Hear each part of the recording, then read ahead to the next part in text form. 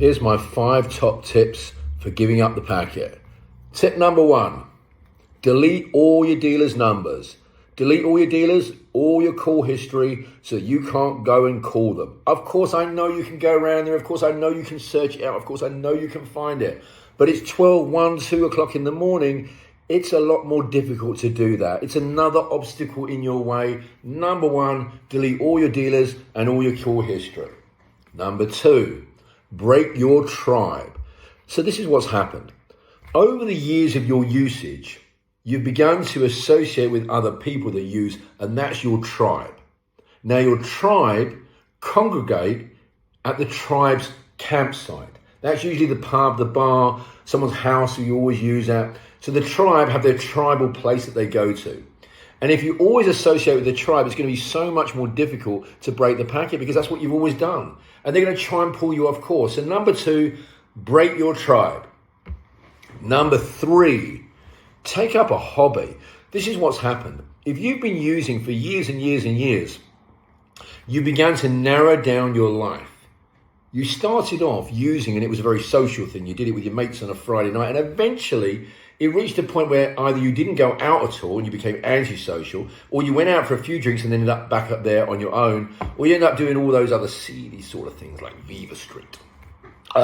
So number 3 is take up a hobby because you've narrowed down your life so much. You've begun to stop going to the cinema and going out for meals and going to the gym or training as hard as you could. And if you don't like the gym, don't bang your head against a brick wall. Listen, if you don't like working out with weights, don't sit there doing it or stand there or whatever you do doing it. Go and do something else. Play like squash or that thing with the shuttlecock, that's called badminton, or whatever you want to do. You know, if you want to take a pussy sport up, that's up to you. But no, seriously, you can do whatever you want. Number 3, take up gym or a hobby, right?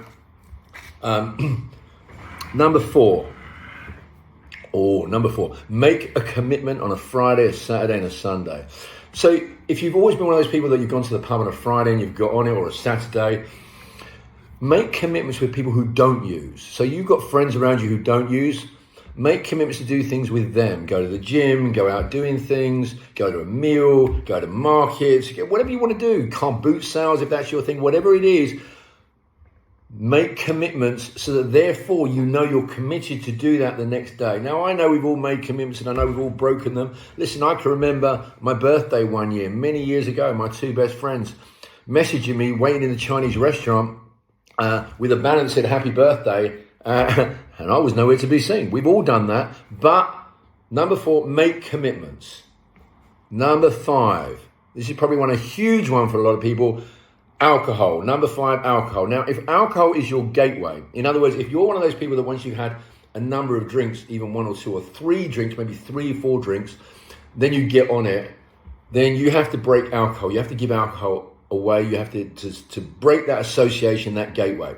However, if you're one of those people who is a dry sniffer, like I was, right, who did not use alcohol, who alcohol, you can take it, leave it, doesn't really bother you, then I would suggest you not drinking for a period of 3 months and then reintroducing alcohol, not the same alcoholic drink you drank before because there's an association in your mind, a complete connection, so you don't want to do that. You want to use a new alcoholic drink. And of course, be sensible because listen, if you drink, let's just use beer, if you drink like 10, 11, 12 pints, come on, you're going to make decisions that aren't right. The likelihood of you getting back on the packet is going to be absolutely magnified because you're absolutely rat-arsed. So be sensible. If you drink 1 or 2 glasses of wine or 1 or 2 pints, there's nothing wrong with it. If you drink for pleasure and enjoyment, that's okay. But if alcohol's been your gateway, it's not okay. So those are my 5 top tips. I hope they help. And if you need me, you know where I am.